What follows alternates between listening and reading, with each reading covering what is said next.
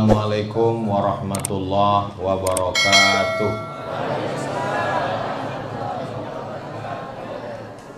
Kalau Tuan pergi ke Batam, jangan lupa beli rendang. Dari bunyi sambutan salam, kelihatannya jamaah belum makan siang. Apa kabar Bapak Ibu semua? Sehat? Alhamdulillahi Rabbil Alamin. Allahumma salli ala Sayyidina Muhammad wa ala ali Sayyidina Muhammad. Semoga kita semua istiqomah iman dan Islam, diberikan kekuatan kesehatan zahir dan batin, mati husnul khatimah, masuk surga bersama Rasulullah SAW. Amin ya Rabbal. Mohon maaf, saya dengan Ustadz Salim dan Ustadz Lukman itu sip-sipan. Jadi tadi Ustadz Salim dengan Ustadz Lukman duluan ke sini, saya ke rumah Ami Yusuf.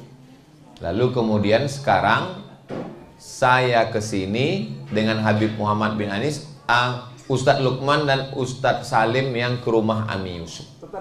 Oh, masih ada di belakang. Tadi saya tanya, karena terlambat datang, Ustadz Salim, Ustadz Lukman, iya, ini temanya apa? Katanya tentang binatang dan serangga. Oke lah, kalau tentang binatang berarti ada istilah singa itu disebut dengan the lion king. Tapi jangan raja singa, penyakit. Biasanya singa itu dijadikan sebagai simbol raja hutan. Dan kelihatannya masjid kita pun di tengah hutan ini. Dulunya hutan. Jadi selalu dijadikan simbol. Makanya dari mulai Inggris sampai Sumatera, itu singa selalu dipakai sebagai nama raja-raja. Di Sumatera Utara itu ada raja yang pakai nama singa melawan Belanda, namanya si Singa Mangaraja. Orang Melayu maksudnya bukan lawan dari Melaku. Orang Melayu ada juga yang namanya pakai singa. Di Indragiri Riau namanya Narasinga. Sebelum Islam masuk, diabadikan sebagai nama stadion sekarang, namanya Stadion Narasinga. Dan di Inggris juga ada pakai nama singa, namanya Richard the Lion Heart. Lion singa, heart hati. Si Richard berhati singa, saking kerasnya dia. Jadi anak ibu nanti kalau lahir kasih namanya Asad. Asad itu singa. Atau kalau mau pakai bahasa Jawa, macan. Oh, macan bukan singa Pak Ustaz. Nah, kenapa singa yang dijadikan sebagai raja hutan? Kalau mau tahu ya pastinya ya tanya sendiri. Singa dijadikan sebagai raja itu yang pertama, singa tidak mau memakan bangkai mati. Dia hanya mau memakan hasil buruannya. Makanya singa itu walaupun dia tua, dia akan tetap berburu sampai akhirnya dia berhasil menangkap binatang buruan dan dialah yang mengambilnya. Itu maka dia disebut sebagai raja. Dia tidak mau mengambil sisa. Pantang bagi singa mengambil sisa binatang lain. Dia pasti akan menerkam, mencabik-cabik, memakan. Nah, jadi kalau mau belajar dari singa, makan dari hasil tetes peluh keringat sendiri. Mudah-mudahan kita ini semua yang berusaha dengan hasil usaha kita, bukan dari hasil korupsi, bukan dari hasil tipu-tipu, bukan dari hasil bohong. Kalau ada yang tersinggung berarti pelakunya. Kuncin dengar tausiah Ustaz Somad itu satu aja, jangan tersinggung. Beberapa jamaah tersinggung pulang ninggal.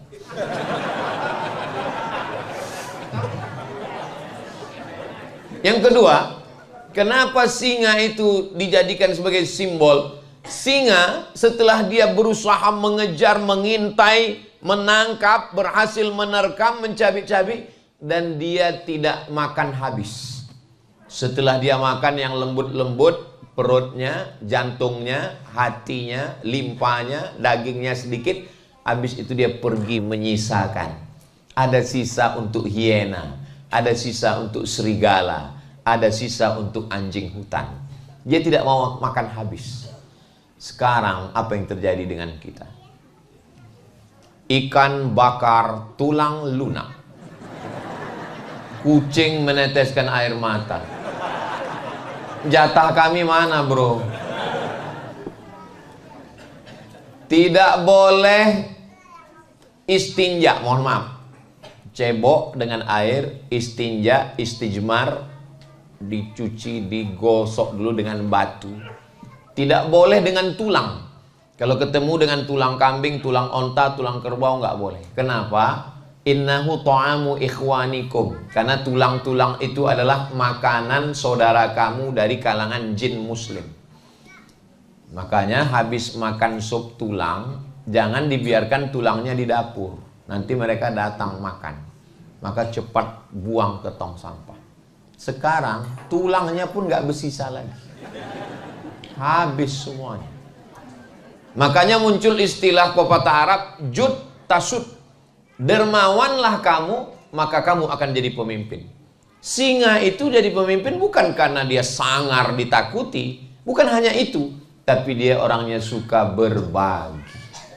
Alhamdulillah Pak Ustadz, pemimpin kami suka berbagi. Berbagi hari Jumat? Enggak. Berbagi bulan Ramadan? Enggak. Terus berbagi 5 tahun sekali Pak Ustadz.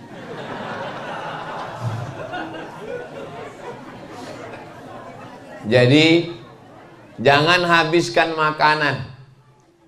Ada salah seorang orang kaya, dia nggak suka disebut namanya, menjaga kode etik jurnalistik. Dia nggak bisa makan sendiri. Kalau makan mesti ngajak teman, ngajak kawan. Tapi ada juga beberapa teman kita, dia kalau makan mesti dengan teman. Supaya apa? Supaya teman itu yang bayar. Bapak punya teman jenis begini? Ada orangnya. Mudah-mudahan panjang umur. Alhamdulillah Pak Ustadz, teman saya ini namanya Bakhil bin Medit bin Pelit bin Kikir. Alhamdulillah setelah mendengar ceramah Ustadz sekarang baik Pak Ustadz. Baiknya gimana? Dia sekarang sudah bisa bayar makanannya sendiri. Dalam Islam, bahasa Arab itu kaya sekali. Makanya kamus bahasa Arab, Lisanul Arab, ditulis oleh Imam Ibnu Manzur, tebalnya 1 meter. Kamus lengkap bahasa Indonesia, Purwadarminta, sejengkal. Bukan menyepelekan bahasa kita, itu juga diambil dari bahasa Melayu. Ada namanya Bakhl, Al-Bukhlu, nama orangnya Bakhil. Tapi ada lagi namanya Syuh. Makanya dalam Al-Quran, wa may yuqa syuhha nafsihi faulaika humul muflihun. Siapa yang selamat dari penyakit syuh, dialah orang yang beruntung. Tapi saya lihat terjemahannya, bakhil diartikan pelit, syuh pun diartikan pelit. Ini secara terjemah salah. Tapi memang bahasa kita nggak bisa mewakili itu. Bakhil dengan syuh itu bedanya gini. Misalnya kita bertiga, kita 3 jalan ke Surabaya. Lalu kemudian pas giliran jam sholat, makan, isoma, istirahat, sholat, makan, lalu kita berhenti makan. Pas setelah makan, giliran bayar, ada satu teman kita, dia panggil, berapa? 75.000, bertiga? Iya, dia keluarkan duitnya, dia bayar dia sendiri 25. Itu bahasa Arabnya bakhil. Tapi ada satu lagi, pas giliran bayar, dia izin ke belakang, mohon maaf ya, ke toilet dulu. Duit dia jangankan untuk orang lain, dia pun nggak mau makan duit dia. Ini namanya syuh. Makanya dalam Quran dikatakan wa may yuqa syuhha. Saya diundang dalam satu acara makan. Kata ustadz yang makan dengan saya, Ustadz Somad jangan tahan makan, makan aja.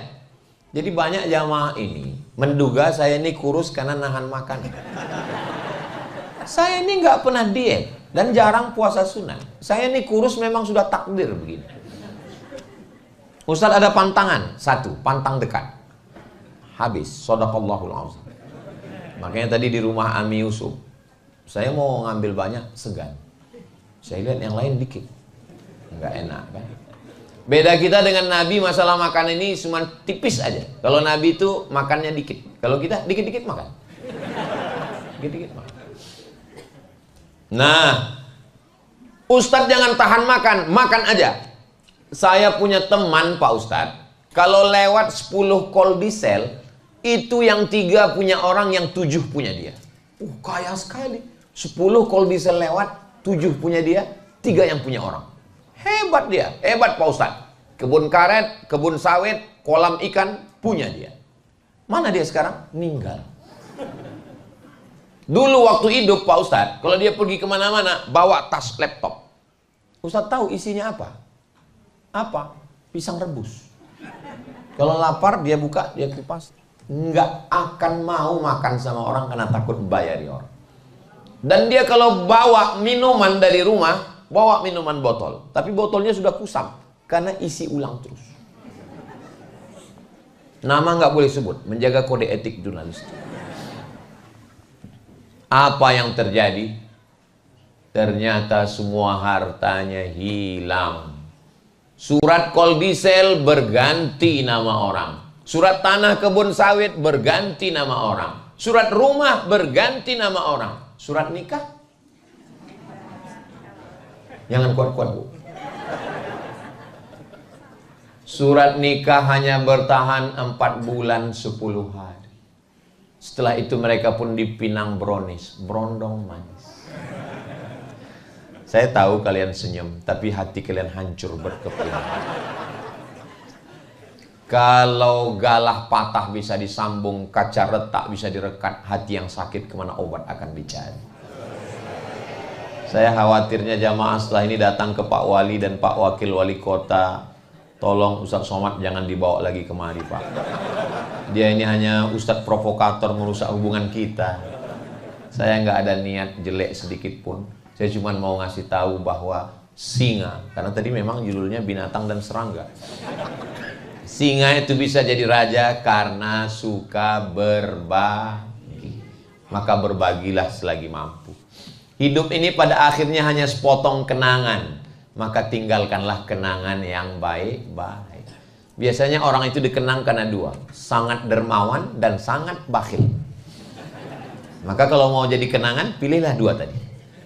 Ustaz tahu sih itu. Itu Pak Ustaz. Lewat 5 kol diesel. Sudah tahu saya cerita kol diesel. Ustaz tahu kenal dengan Bapak Anu. Orangnya baik sekali Pak Ustaz. Mudah-mudahan kita semua dikenang karena kedermawanan, insya Allah. Pertama, singa tidak mau makan kecuali hasil kejaran buruannya. Kedua, singa tidak mau makan habis. Kalau Tuan beli peniti, jangan ditusukkan ke sayur kubis. Kalau mik sudah mati-mati, itu tanda waktu sudah mau habis.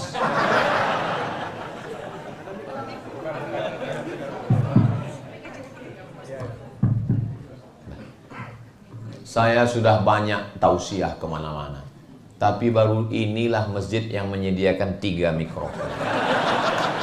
Memang luar biasa masjid ini. Pasti masyarakat sekitar ini adalah singa-singa semua. Diaminkan. Artinya suka berbagi. Kadang di masjid itu kita sholat, lantainya pun semen kasar, nempel pasir, bukan cuma pasir, kuku pun nempel di gini gitu. Tapi di masjid kita cobalah lihat, keramiknya manjat sampai ke dinding. Untung nggak ada tukang yang pandai memasang keramik di atap. Kalau ada pakai atap juga. Di atas ini pula kaca. Ini saya ke atas ini seakan-akan sedang melihat ikan mas koki. Hai Besti.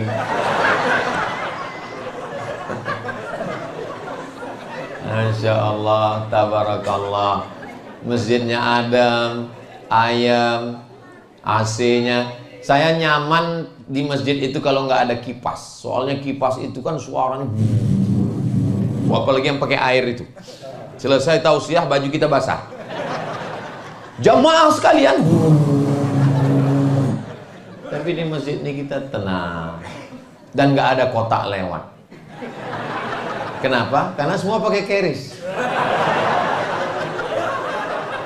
Nah, jadi jamaah setiap masuk. Tapi perlu saya kasih tahu ya Bapak Ibu, tidak semua jamaah yang keris itu dia nyumbang. Ada juga yang cuma foto. Dan ada satu rahasia lagi. Kalau kotak, seminim-minimnya uang kertas 1.000.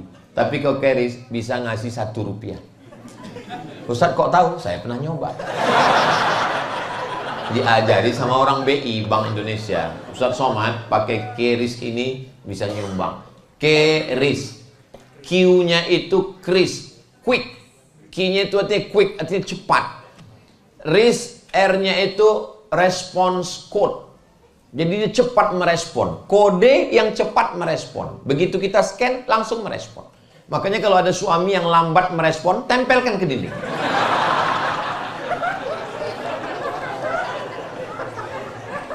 Quick respon code. Yang kita banggakan kris, I-nya itu adalah Indonesia. S-nya standar. Kris, quick respon code Indonesian standard. Nah, jadi mana tahu jamaah nanti pulang ditanya sama anaknya, Mama, kris itu apa artinya? Ya, kalau zaman dulu nenek moyang kita pakai keris, sekarang pakai kris. Itu informasi yang menyesatkan. Masa artinya itu, arti kris itu apa Pak? Jangan banyak nanya, karena yang banyak nanya itu Yahudi Israel. Kalau nggak percaya, tanya sama Ustadz Hussein Gaza. Pak Wali Kota, Wakil Wali Kota, Ketua DPRD, beserta anggota, Bapak Kapolresta, Bapak Dandim dan Ramil, para alim ulama, para asatiz, Aswaja Center, semua yang berhadir ini dimuliakan Allah Subhanahu wa Ta'ala. Udah selesai rajanya, singa. Sekarang satu lagi, karena tadi kata Ustadz Salim 2, binatang dan serangga. Serangga yang mau kita bahas ini adalah masalul mu'minin kamatsalin nahli. Orang beriman itu seperti lebah. Kenapa orang beriman itu seperti lebah? Ternyata setelah diteliti, lebah itu ada 4 keistimewaannya. Apa keistimewaan lebah? Jangan kemana-mana, kita lanjutkan setelah yang satu ini. Kalau masuk TV gitu biasanya, iklan mau lewat. Lebah keistimewaannya yang pertama adalah lebah hanya memakan nektar saripati bunga. Kita belum pernah itu melihat ada lebah makan soto. Belum ada. Belum ada lebah tiba-tiba berkerumun di salah satu rumah makan namanya Lafayette. Belum ada. Ustaz kok tahu? Saya kan sering ke sana. Kemarin waktu Idul Fitri, saya dengan keluarga saya semua saya bawa ke sana. Mau ngasih tahu aja. Jadi lebah itu tidak mau makan yang jelek-jelek. Itulah kenapa Nabi mengatakan orang beriman itu seperti lebah. Karena makanannya hanya yang baik-baik saja. Suatu ketika saya musafir, jalan, kami pun mampir ke rumah makan. Saya ambil ayam, saya ambil daging kambing, saya ambil ikan, saya ambil semua. Ada bapak yang satu ini, dia cuma ngambil sambal aja. Terus saya bilang, Bapak kenapa nggak makan daging ayam? Kenapa nggak makan sapi? Kenapa nggak makan daging? Dia jawabnya pendek. Mohon maaf ya Pak Ustadz, saya nggak tahu siapa yang motong. Saya sudah habis. Itu kalimat dia itu nendang banget loh. Menusuk ke jantung saya. Maksudnya, kalaupun dia jaga makanan, janganlah dia ngomong gitu di depan saya. Jaga juga lah perasaan saya kan. Saya ini kan ustadz. Masa dia ngomong begitu? Mudah-mudahan dia nonton video ini. Bilang aja saya ini Pak Ustadz lagi gimana, pakai bahasa yang halus lah. Masa dia bilang, saya nggak tahu siapa yang motong. Ternyata memang rumah sembelih kita, Pak Wali, tolonglah buatkan bekerja sama dengan Muhammadiyah, Nahdlatul Ulama, Majelis Ulama Indonesia, pengawasan rumah potong. Setelah diawasi, rupanya binatang ini nggak mati dipotong, mati kaget. Satu narik kakinya, satu narik tanduknya, satu narik, akhirnya mati. Padahal yang motong itu mesti putus urat nafas dan urat makan.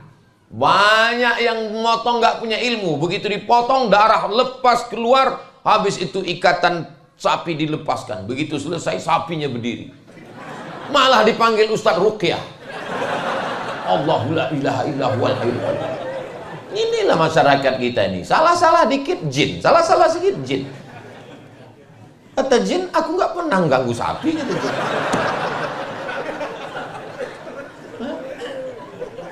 Jadi ilmunya mesti benar. Makanya ini nggak lama lagi sudah masuk Zulhijjah. Maka tolong penyembelihan yang benar. Kami mohon maaf bukan mau mengiklankan, hanya ingin menyelamatkan. Kami selalu mengundang juleha untuk nyembelihin. Juleha itu bukan perempuan, juru sembelih halal. Suami ibu yang macam-macam serahkan ke juleha. Mama izin nggak kalau papa? Izin pak, izin. Ini nomor juleha. Biar mereka selesaikan secepatnya. Dia setuju kelihatannya. Nah, tolong sembelihannya benar. Bismillahirrahmanirrahim. Allahu Akbar. Assalamualaikum Ustaz Somad. Suaranya tergesa-gesa dengan napas tersengal-sengal. Ustaz Somad, ini ada kecelakaan, truk nabrak kambing. Boleh kami sembelih? Ini sebentar lagi mati. Iya, sembelih cepat, sembelih. Udah selesai, baru saya mikir, kambing siapa? Itulah, kadang jamaah ini menjebak kita. Saya sering terjebak. Mestinya saya tanya dulu, ini punya siapa? Kulu, makanlah min thayyibat, yang baik-baik. Yang jahat itu mata, jelalatan. Yang jahat itu telinga, nguping pembicaraan orang. Yang jahat itu tangan, mengganggu, tanda tangan yang gak benar. Yang jahat itu kaki, yang jahat itu kemaluan. Tapi tangan, mata, kaki, kemaluan dapat perintah dari siapa? Dari otak. Otak yang memerintahkan ini semua. Apa kata otak? Buat ini, buat ini. Makanya kalau otak sudah tidak sempurna, suami saya itu Pak Ustadz orangnya nakal, jahat, tapi sekarang sudah di rumah tenang. Kenapa? Stroke. Mohon maaf dan mudah-mudahan saudara kita yang sakit segera sembuh. Karena nggak sempurna lagi darah dari ini. Nah, darah dari otak ini dapatnya dari mana? Darah dari otak itu dapatnya dari jantung yang berdegup dan berdetak 2 jari di bawah. Itu jantung yang normal. Biasanya detak jantung ini ada yang nggak normal. Biasanya detak jantung nggak normal itu disebabkan 2. Pertama jatuh cinta, kedua jatuh tempo.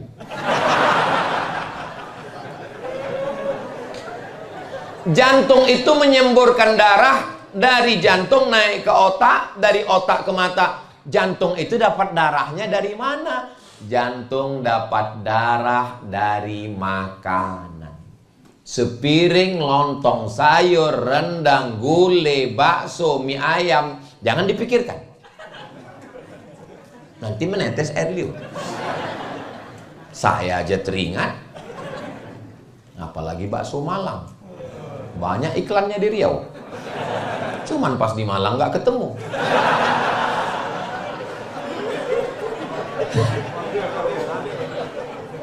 Dari setetes darah masuk ke jantung, dari jantung naik ke otak, dari otak ke mata. Maka kejahatan itu berawal dari makanan. Ibu, kalau suaminya nakal berarti makanannya nggak benar. Bagaimana supaya suami nggak nakal? Jangan kasih makan. Maka lebah makan. Yang kedua, ini makin siang kok makin lucu. Yang kedua, Lebah hanya mengeluarkan yang baik-baik saja.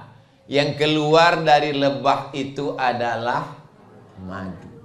Sekarang orang makin minum madu, gulanya makin naik. Ternyata sarang lebah dimasak dengan gula merah, dicium baunya bau madu, ternyata gula. Wahai penjual madu oplosan, Ustadz nunjuk siapa? Yang nonton. Mudah-mudahan Allah selamatkan kita.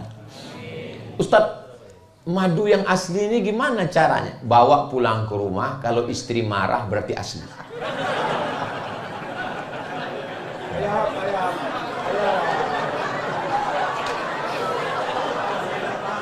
Memang jam-jam segini ini telat mikir memang. Ada yang senyumnya belakangan. Nah, jadi orang beriman itu tidak pernah mengeluarkan yang tidak baik. Ngomongnya baik, tutur katanya baik. Kenapa orang tidak mau masuk Islam? Bukan karena Al-Qur'annya tidak baik, tapi perbuatan orang Islam tidak baik. Lampu hijau baru 1 detik. Tik, pen. Numpang parkir di depan baru sebentar, ngamuknya bukan cuma binatang yang keluar, kebun binatang keluar. Ini bukan orang Islam. Siapa itu muslim? Man salimal muslimun min lisanihi wa yadihi. Selamat orang lain dari lisannya dan tangannya. Siapa itu? Orang yang datang menghadap Allah. Yauma la yanfa'u malun, hari itu tidak ada gunanya harta, wala banun, tidak ada gunanya anak. Harta enggak guna, anak enggak guna. Yang guna adalah man atallaha biqalbin salim, datang kepada Allah membawa hati yang salim. Itulah dia salim afillah. Tapi enggak ada gunanya hati salim kalau tauhidnya enggak benar. Qul huwallahu ahad, Allahus samad.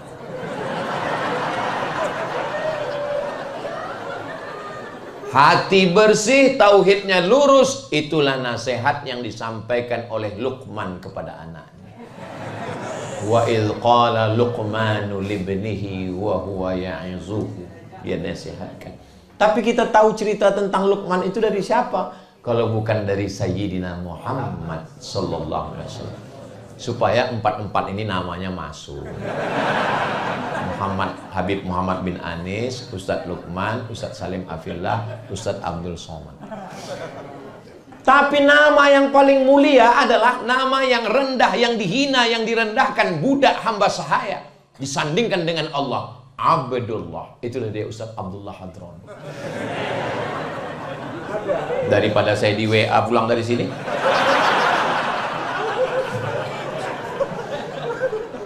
yang namanya nggak saya sebut bukan karena saya nggak hormat, tapi saya nggak ingat.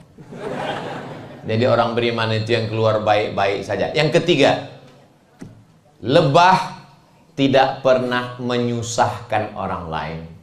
Lebah hanya membuat sarang di batang pohon yang tinggi. Apa pernah lebah buat sarang di samping dapur kita? Nggak pernah. Lebah. Tapi aneh, kemarin saya lihat lebah buat sarang di gedung perpustakaan daerah. Di gedung pustaka dia buat. Ternyata lebah tidak mengambil rumah kita. Kitalah yang sudah mengambil rumah lebah. Hutannya kita potong. Akhirnya harimau masuk ke kampung. Orang kampung ngamuk, harimau masuk kampung. Untung harimaunya nggak bisa ngomong. Kalau ngomong bisa ngomong harimaunya. Kalianlah yang sudah masuk ke kampung kami. Kita yang sudah mengambil jalan mereka. Kita yang sudah menebang pohon mereka. Man qata'a sidratan, siapa yang memotong sebatang pohon sidir, sawwallahu ra'sahu finnar, disungkurkan Allah kepalanya ke dalam api neraka. Lebah tidak pernah mengganggu. Lebah makannya yang baik. Lebah hanya mengeluarkan yang baik. Keempat, lebah tidak pernah merusak. Tapi kalau dia diganggu, kalau nggak percaya, pulang dari sini cari sarang lebah. Ambil ketapel, lempar pakai batu. Sekali dia diganggu, dia akan mengejar sampai ke dalam kali sungai. Begitu kamu tarik nafas ke atas, baru dia entuk. Dan lebah cuman punya satu senjata seumur hidupnya. Dia tahu kalau senjata itu sudah dia pasang, dan ketika dia terbang, perutnya akan tercabut. Itu senjata yang di belakang, sengatnya itu kalau sudah masuk ke kulit kita, dia terbang, itu melekat, tercabut, dan dia akan mati. Karena prinsip lebah adalah ish kariman au mut syahidan. Hidup mulia atau mati syahid. Lebah nggak pernah ngomong gitu, saya saja mencoba. Saya mencoba untuk menafsirkan. Bagi lebah lebih baik putih tulang daripada putih mata. Putih mata itu maksudnya ngelihat mahasiswi yang dulu kalian antar ke kampus sudah dipinang orang lain. Lebih baik putih tulang daripada putih mata. Apa maksudnya putih tulang? Ya banting tulang lah Pak Ustadz.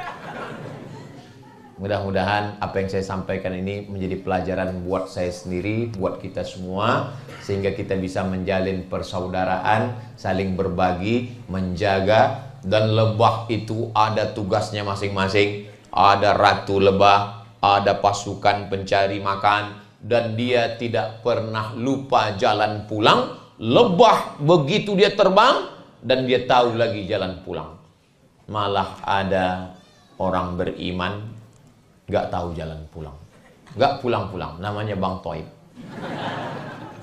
Mudah-mudahan kita semua bisa mengambil pelajaran dari makhluk-makhluk Allah, supaya kita fa'tabiru ya ulil absar, ambil pelajaran. Ustaz hanya boleh sampai jam 12.30, ini sudah jam 12.35, ini sudah melanggar kode etik. Mudah-mudahan Allah mengampuni kita semua insyaallah. Madiun lemahe teles matur nuwun Allah sing balas. Itu dari Habib Muhammad bin Anis. Saya tutup dengan pantun yang dari saya. Menangkap puyuh di Bukit Selasih. Thank you dan terima kasih. Assalamualaikum warahmatullahi wabarakatuh. Jangan kemana-mana. Kita akan ada foto bersama. Jadi saya di sini, dipoto dari sini. Dan jangan lupa, soto bukan sembarang soto. Soto dimakan di tengah laut. Foto bukan sembarang foto. Selesai foto langsung diupload. Assalamualaikum warahmatullahi wabarakatuh.